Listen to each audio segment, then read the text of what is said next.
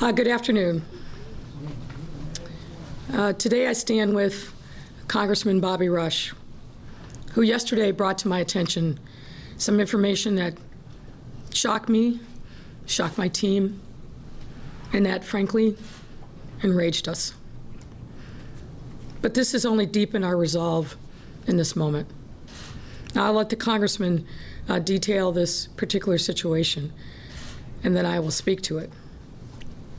I want to thank the Congressman for being here and for his incredible generosity in this moment.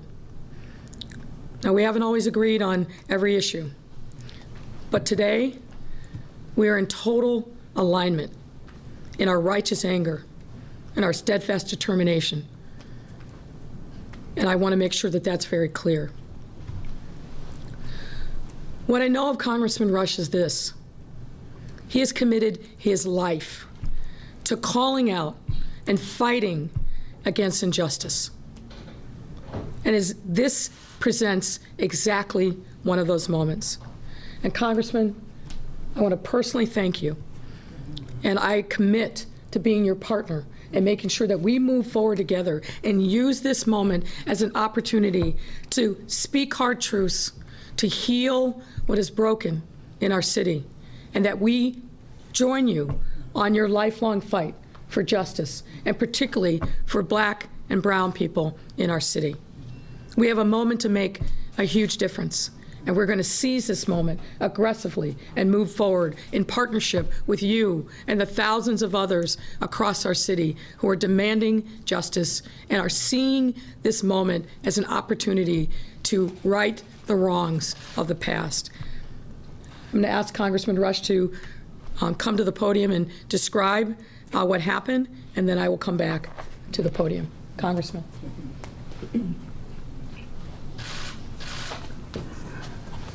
Thank you, Mayor Lightfoot. Let me begin by saying, some 2 years ago, I did not give this mayor the benefit of the doubt. Today I stand here without any doubt in my heart, in my mind, and in my spirit, that she is absolutely committed to the well-being of all Chicagoans, bar none. I have watched her on local news, local commentaries. I have watched her on national news. As late as yesterday, I watched her on Morning Joe. And this mayor gets it. She speaks and provides a voice to all those who have no voice, who live lives of mostly quiet desperation, but sometimes demonstrated desperation. She has a heart for the city, a heart for the Black and brown communities, heart for those who are on the margins of our society, a heart for those who are downtrodden, and a heart for those who are seeking a way out. This is the era of Lori Lightfoot, and I intend to do all that I can within all my capabilities to make this era of Laura Lightfoot the absolutely best era that this city has seen. She has been a reconciler of the many differences that she didn't create, but she has the capacity to resolve the strength and the courage to correct. And I want you to know that, again, I'm so proud of her leadership, her voice, her understanding. 2 weeks ago, on a Sunday,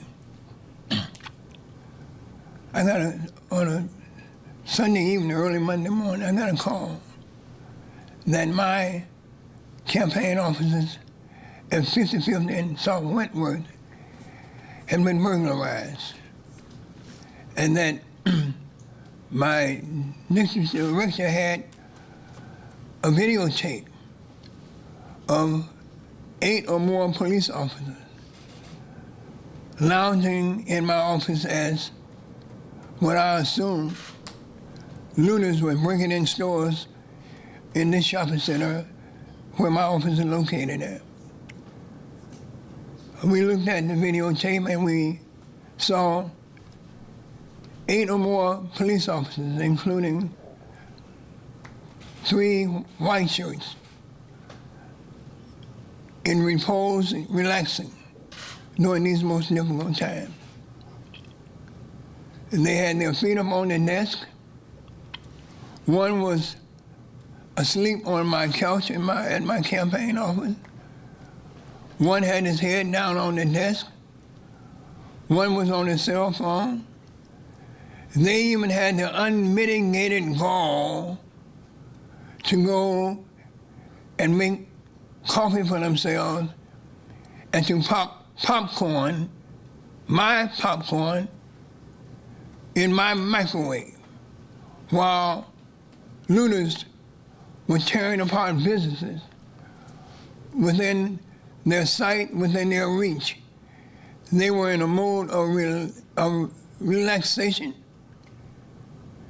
and they did not care about what was happening to business people, to this city. They didn't care.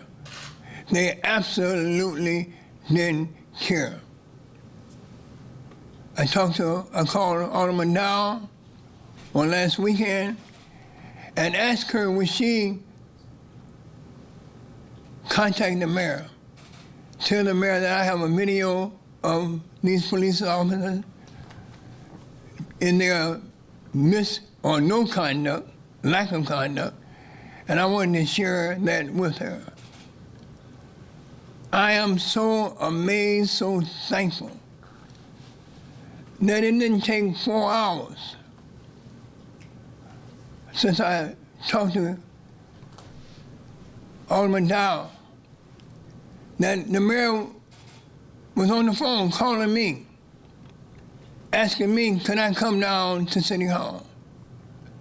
I told her that I had some obligation at my church. She said, well, what time do they end? I said, well, they end at 7 o'clock. Can you be here at 7:30? Last night at 7:30, I showed up here at City Hall. The mayor waiting for me.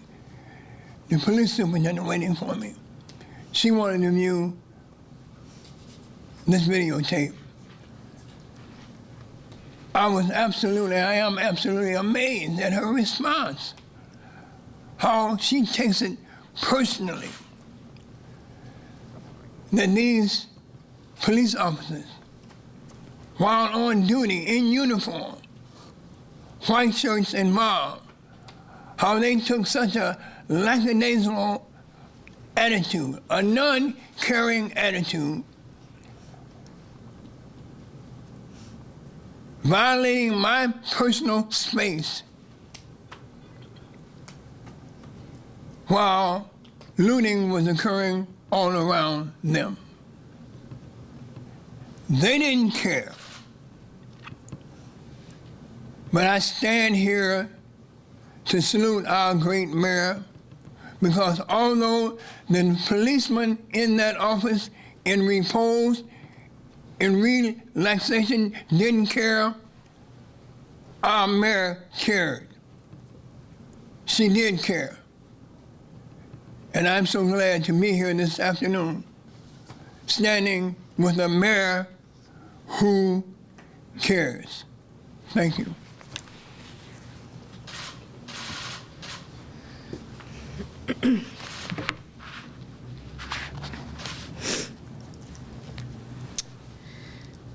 Thank you, Congressman, for your incredibly powerful words. And let me lead by apologizing to you again on behalf of our city, that you and your office were treated with such profound disrespect. That's a personal embarrassment to me. And I'm sorry that you and your staff even had to deal with this incredible indignity. I just spoke a moment ago about injustice. And it manifests itself in many obvious, but also subtle and insidious ways. Of course, when a black man dies in the street with a white police officer's knee on his neck, it is murder, but it's also profoundly unjust. And we can have no tolerance for that ever, and people are rightly outraged.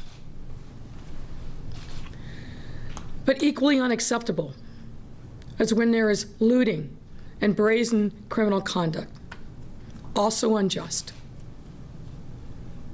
And it really is the height of injustice when police are deployed, given a mission, and they fail to act. That, too, is injustice. Public safety cannot be a commodity that is only available to the wealthy and connected. Public safety must be a reality everywhere, in every neighborhood of our city, period. When you swear an oath to serve and protect, you are a Chicago police officer, not a police officer for only certain neighborhoods and only at certain times. That is not how it is or will ever be in our city. Now, you've all seen me angry, unfortunately, a lot lately. I was and I still am angry at the murder of George Floyd, of Breonna Taylor, of Ahmaud Arbery, and way too many others. And I was angry when looters hijacked righteous protesters and targeted black communities. I was angry and concerned when black and Latinx tension threatened to tear apart our city, just at a time when we needed to stand united. And I'm angry today. As a black woman, we are often told, don't show your rage. Don't let them paint you as another angry black woman. Don't scold. Don't curse. Keep it together. Be respectable and presentable. Now, my life in this country has forced me to be angry and determined to be a fighter. All my life, I have fought with every fiber of my being.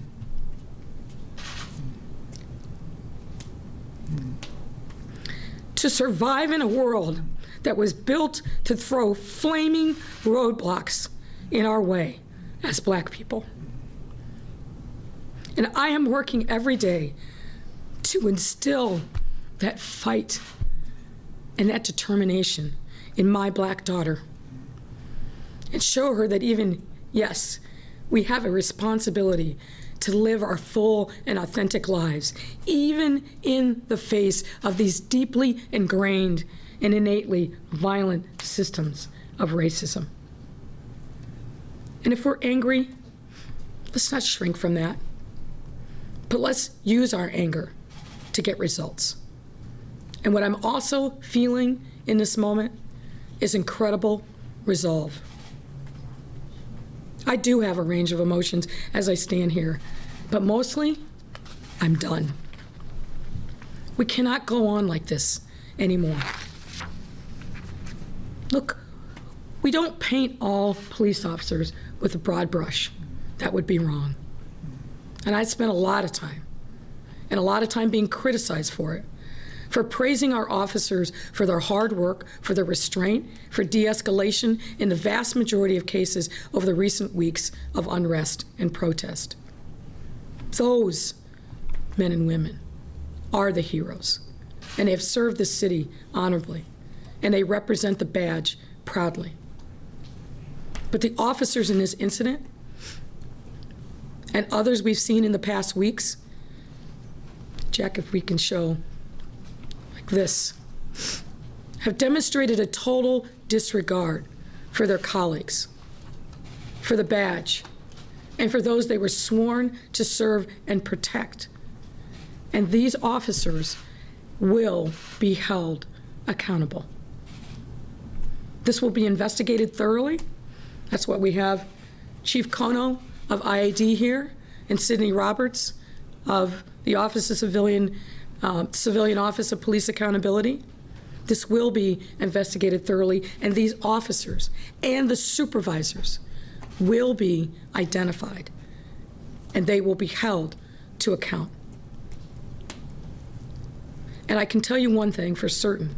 Not one of these officers will be allowed to hide behind the badge and go on and act like nothing ever happened. Not anymore. Not in my city, not in your city. I was elected on a pledge to ensure transparency and accountability in all things, and particularly with the Chicago Police Department. We know we have a difficult and painful history in our city around delaying the release of videos depicting police misconduct. That is in part why we're showing you these images here today, less than 24 hours after I first laid eyes on them. What they show, regrettably, is that these individuals were lounging in a congressman's office, having a little hangout for themselves, while small businesses on the South Side were looted and burned, while their colleagues were getting bottles thrown at their heads and doing everything they could to protect these communities. And perhaps what is most harmful about this is that for so many people on the South and the West Side, the actions of these officers, the deplorable lack of responsibility to do their job at a time when the city and their fellow officers needed them most, their conduct will confirm the perception that too many people on the South and the West Side were left to fend for themselves. That police don't care if Black and brown communities were looted and burned. And while thousands of officers served honorably on that very difficult weekend and every day since, these individuals did indeed abandon their responsibilities and their obligation and their oath to serve and protect. We should all be disgusted, and we should all feel hurt and betrayed in this moment of all moments. But let's also not lose sight of the opportunity that this presents. This is a moment to be bold. And if we don't harness this moment to rethink what serving and protecting means, we will never do it. This moment presents us with an opportunity not to nibble around the edges, but to be bold. We're already working every day to implement the requirements of the consent decree, but that's not enough. But now, in this moment, it's time for us to fully implement the recommendations of the Police Accountability Task Force more than 4 years ago that have languished. Now is the moment to be honest about the ways in which the Fraternal Order of Police contract has been holding back the necessary change and reform that we must bring to make this police department fully accountable to the residents of this city. And now is the time to act on licensing for police officers once and for all. I'm here to tell you today that I have directed my legal team to do the research and to draft the legislation. I am ready to work with the governor and our other great partners in Springfield to forge a change in state law to require licensing and certification of police officers. And I'm grateful for the attendance of Brad Cole, the leader of the Illinois Municipal League, and we will work together to make sure that we get this legislation passed. It's time, really, actually, it's way past time for this change in our state. And licensing is just one of several new measures that we must institute to make individual officers and departments far more accountable to the people. We have a long road and a hard road ahead, and none of these things is going to happen overnight. But I am grateful to have such a principled, focused partner in Superintendent Brown. He gets it. He's not afraid, and neither am I. And together, we want to be clear. You're not serving or protecting anybody when you're shouting a derogatory slur or gesture at them. You're not serving or protecting when you pull people out of their cars by their hair and beat the daylights out of them in the street. You're not serving or protecting when you make movie popcorn and put up your feet and lounge while your fellow officers are down the street getting the hell beaten out of them and doing what they swore an oath to do. So today, yes, we are angry, but we're also resolved, and we are committed. And we may not be perfect in all of our efforts from this moment forward, but we were seizing on this moment to finally make the changes that many thought were too politically sensitive or infeasible, or too big or too bold. The time for excuses is over. Our people are impatient, and rightfully so. I want to thank again the Congressman for his generosity of heart, for his lifelong journey to root out injustice, and I commit to being his partner in his quest. And with that, I'd like to ask Superintendent Brown to come to the podium.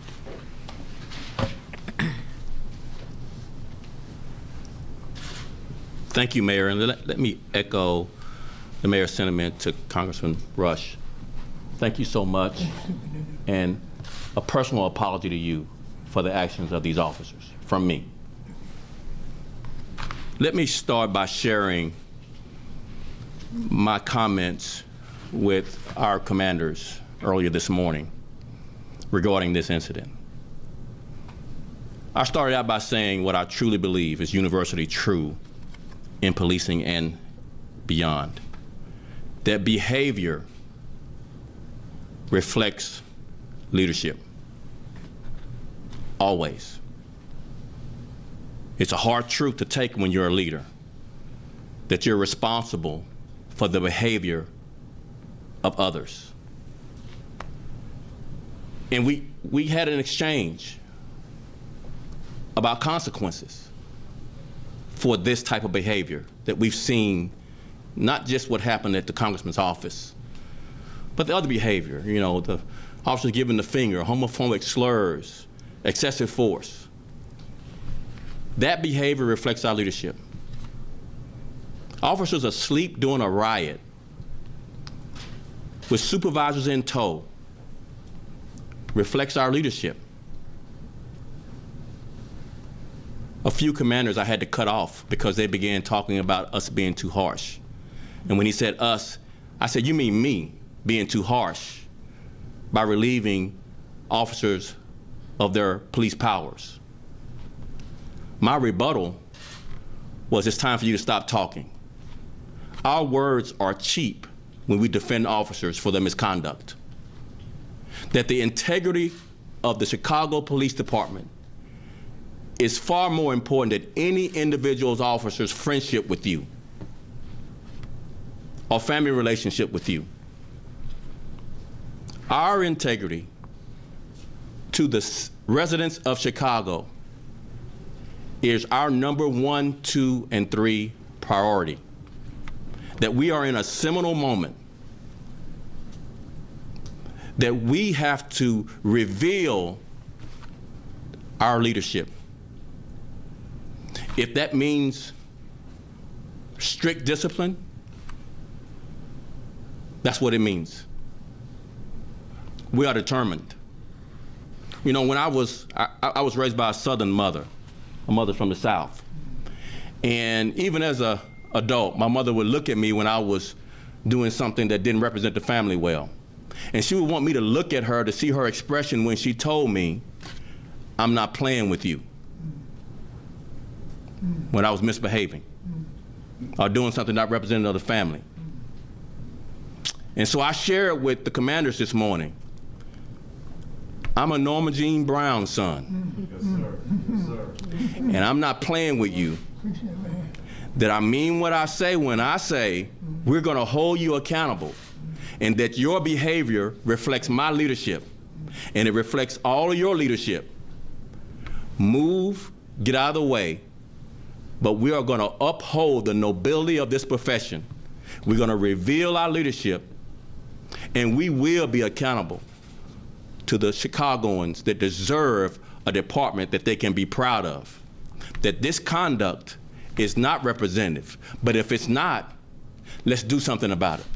Let's just quit talking about they're good officers, that we did a good job, and that these are few bad apples.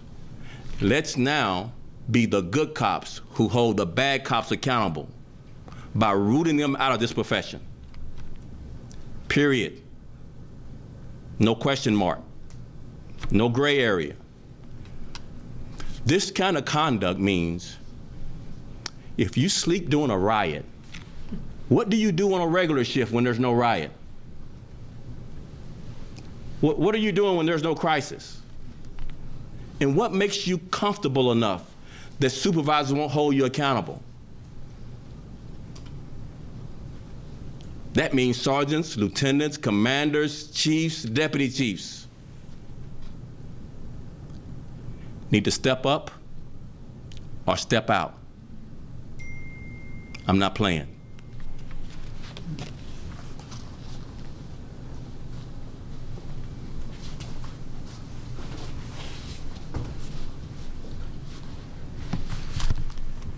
Good afternoon. I'm Anthony Riccio. I'm the first deputy superintendent.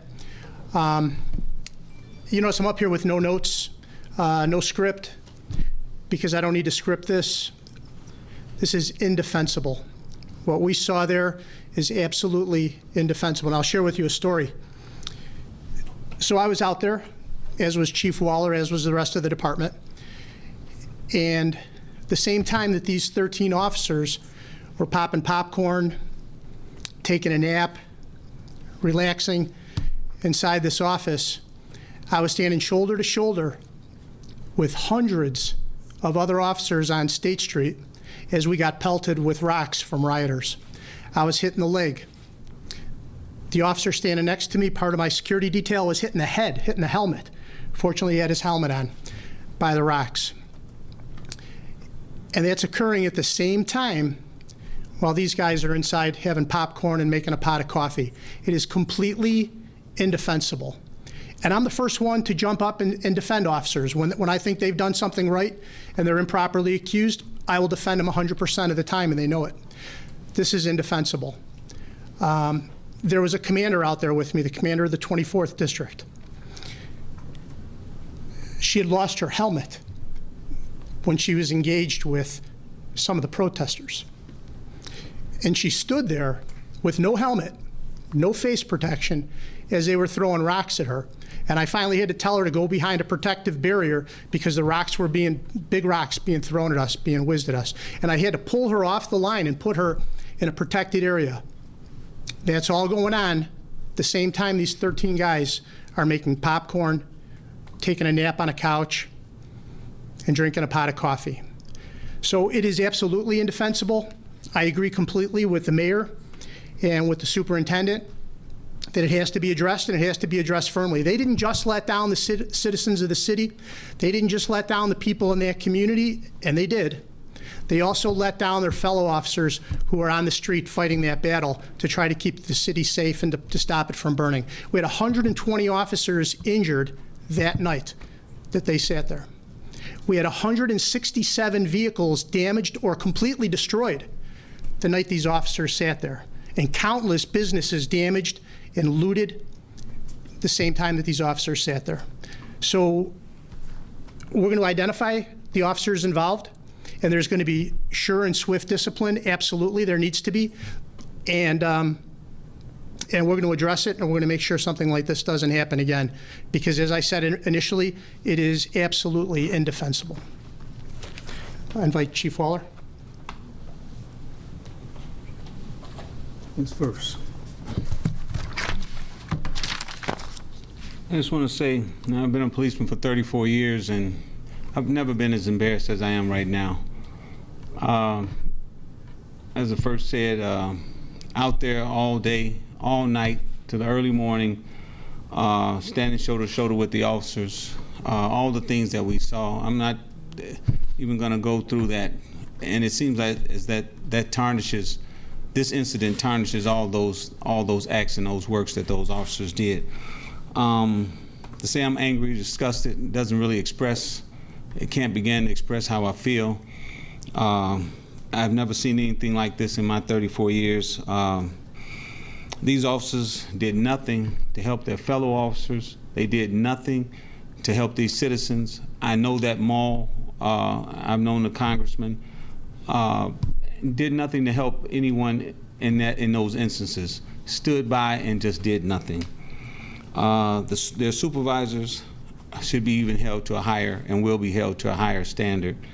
They failed to live up to the standard, the integrity that we have as a policeman on that day, in that instance.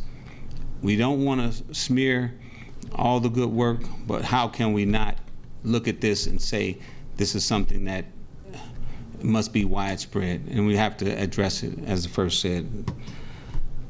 To continue to work hard every day is what we're going to continue to do.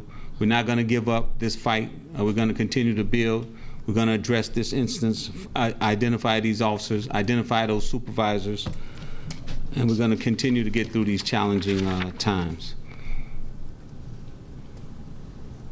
We cannot allow this attitude to exist within our department.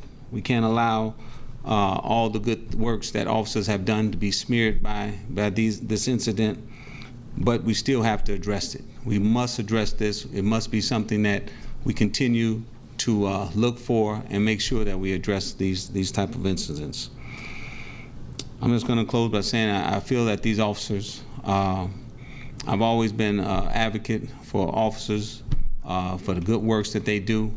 This just cannot be pushed aside. It cannot be handled gently, and they let the entire city and the department down. So.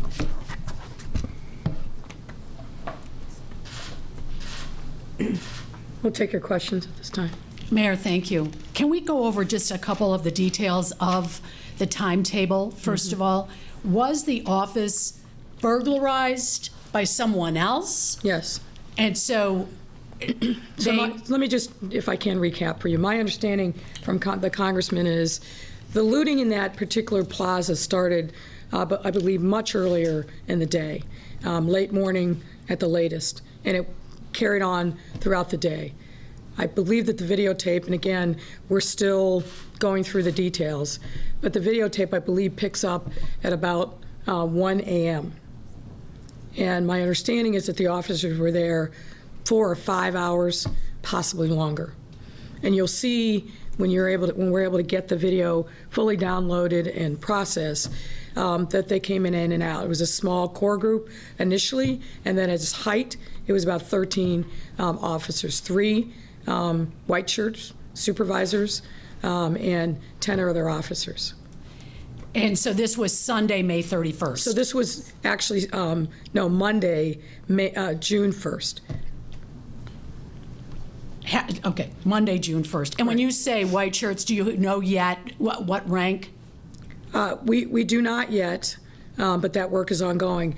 The congressman was generous enough with his chief to come down and show us the videotape last evening. After that, the work started through Chief Kono of IAD to start the process of identification, and that work is ongoing. Has anyone been identified? There's been tentative identifications, but I don't want to go any further until we know for certain. But here's what I'll also say. Can we put up the photo of the large group shot? You know who you are. You know what you did. Don't make us come find you. Come in, identify yourselves, but we will find you. What do you hope happens to these officers? Well, clearly, I believe that they tarnished the badge. Everything that the command staff members have said. You know, I asked last night when we were all assembled looking at these pictures and videos, is there anything that could even remotely be defensible here? And to a person, each one said no. You know, as you heard, looting was going on, buildings were being burned, officers were on the front lines, truly taking a beating with rocks and bottles and pipes, and these guys were lounging in a congressman's office. Let's not lose sight of that. The utter contempt and disrespect on so many levels is almost hard to fathom. When Congressman Rush first called me and we spoke, and he started describing what we then saw, I had to stop and ask him a couple times if what he said was correct, because it's almost inconceivable in the middle of what was going on that late night and into the early morning hours, where looting continued till Monday morning, and having started Saturday night. It's inconceivable. Look at this guy, sleeping on a congressman's couch, popping popcorn. You can see one of the popcorn bags right there in the image. Should they be fired? I believe that we should take the strongest possible action. We don't know all the details. It's still very much young, but the strongest possible action that we can take should be taken. And particularly with the supervisors. You know, the superintendent asked the question, which is appropriate. These officers clearly felt like they were untouchable, that there would be no accountability. And why not? When the bosses, the white shirts, are in the room with them. We got a problem that we have to solve with all degree of urgency. Do you know what district the officers are from? We don't at this point. As you know, because of what was going on in the south and the west sides that Sunday, officers were pulled from all over the city and then deployed to the south and the west side. So the work of identifying them through those assignment sheets, through the GPS on vehicles, that work is ongoing. Could they face a crime themselves?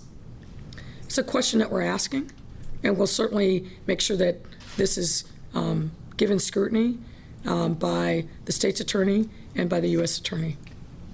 Alderman Dell, is this your ward as well? Could we hear from you about this? I just wonder what the residents, when folks see this, what will people in your community, what will they say? Well, first I want to thank Congressman Rush for reaching out to me and giving me the call and sharing the tape with the mayor. I definitely thank the mayor for her swift action on our behalf.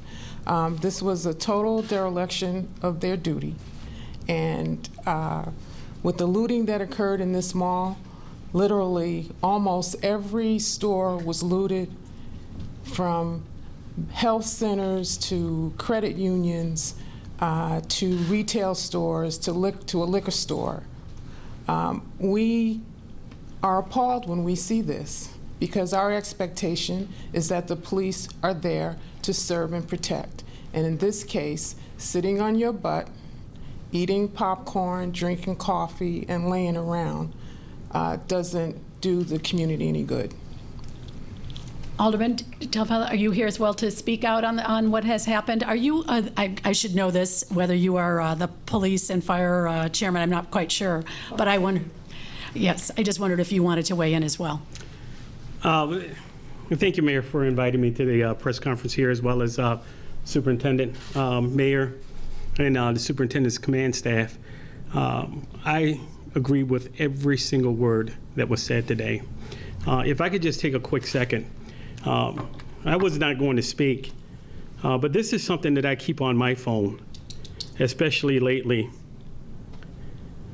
because it's something that meant a lot to me. It says the motto, "We serve and protect," states the essential purpose of the Chicago Police Department. The department serves the citizens of the city of Chicago by performing the law enforcement function in a professional manner. And it is to these citizens that it is ultimately responsible. That means a lot to thousands of police officers that we have on the Chicago Police Department. Unfortunately, the 13 that you see in front of you on these video monitors, this motto of "We serve and protect" means nothing, absolutely nothing to them. Those that have honorably served this department in the past and those that will serve it in the future needs to make sure that this is embedded in their thoughts every single day that they walk outside the door to serve this great city.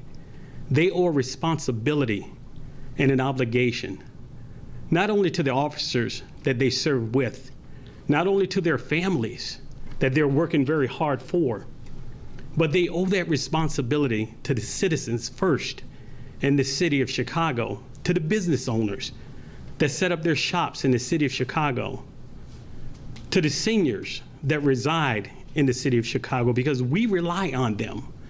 We rely on just service. And when we can't get it, this is what happens.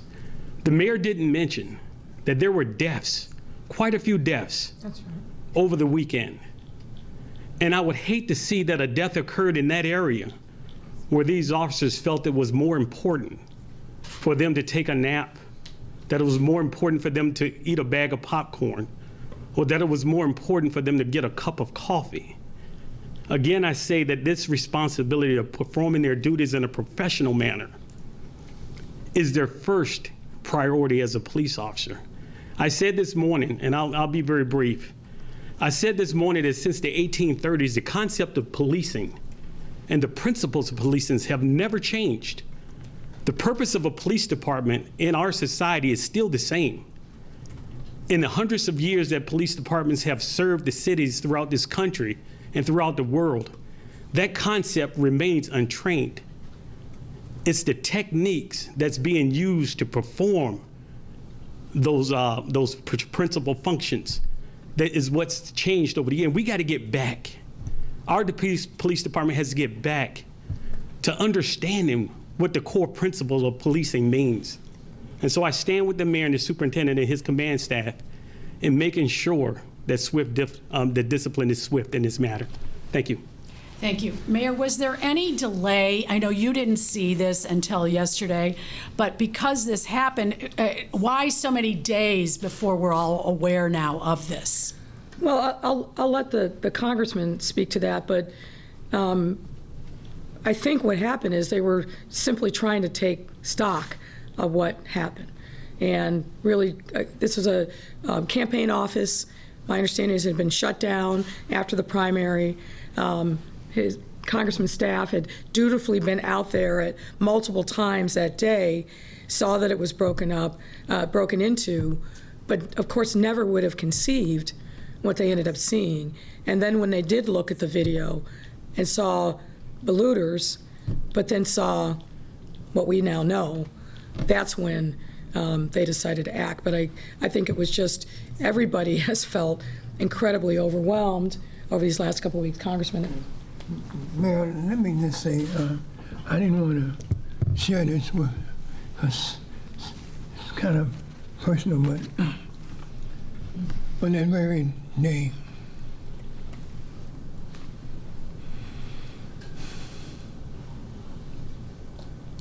earlier that day,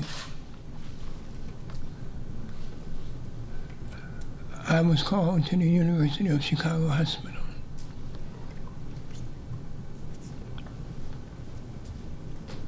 My younger sister, Judy, passed that very day.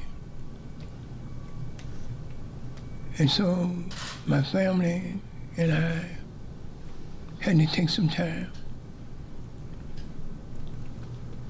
to process all of that. That was the priority for my family and for myself. So that is the primary reason that I hesitated or delayed in sharing this video with the mayor. But notwithstanding the delay, within a matter of a couple of hours, after she laid eyes on that video, she swung into action. And I just want to tell all the citizens of this great city, line up behind this mayor. Get behind our mayor. She has the right stuff. She will make a difference in this city. And she needs our absolute commitment to work with her to right the tremendous wrongs that have existed in this city for decades.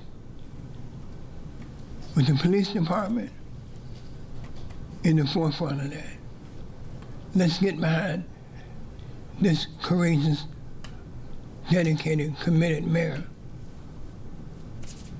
who can bring us to a higher level and make Chicago really, instead of being the laughing stock of the nation, she can make this city the wonder of the world. And I believe in her. Thank you, Congressman. Mayor, several questions that have been given to me by other reporters. Do you believe it will be easy or difficult to get the state to license police officers through the legislature? Well, it's not going to be easy. I expect a significant amount of opposition from police unions. But I think we're at a moment where the things that we felt like were impossible, that politically just weren't feasible, I think we're in a moment where we have the opportunity to make this happen. And look, even when it may be difficult, if it's right and righteous, we must act. And this is right. And I think there's far more that we will do. You know, my staff will blanch when I say this, but I'm going to say it anyway. One of the things that continuously troubles me is thinking about John Burge. John Burge was fired by the police board in 1993. John Burge caused immeasurable harm to so many people. Even if you calculated the dollars, the city's probably spent about $200 million and counting on misconduct cases related to John Burge and his midnight crew. He was prosecuted and found guilty by Pat Fitzgerald's U.S. Attorney's Office and went to federal prison. He got out of prison, and he lived a number of years thereafter.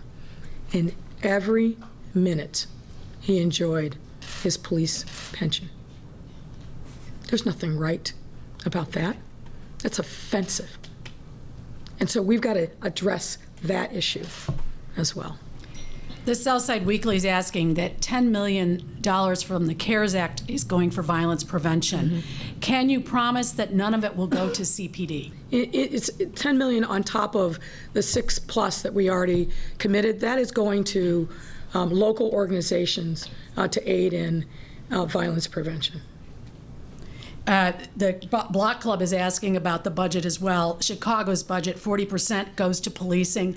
Do you plan on reducing that number? Well, look, this issue of defunding the police, when I hear that, what I hear is people rightfully offended by the fact that we have not invested enough in communities. And I've been very clear about this. I ran on this. I like to think I got elected because I ran on this. We have to bring resources and investments to neighborhoods and communities that have been without an ounce of investment for decades. And I won't go on and recount the things that we've already done, but I am committed to making sure that we change that history so that we are investing and answering the cry and the plea of this moment, and I'm committed to doing that. I don't believe that we can survive as a city without making these kinds of critical investments.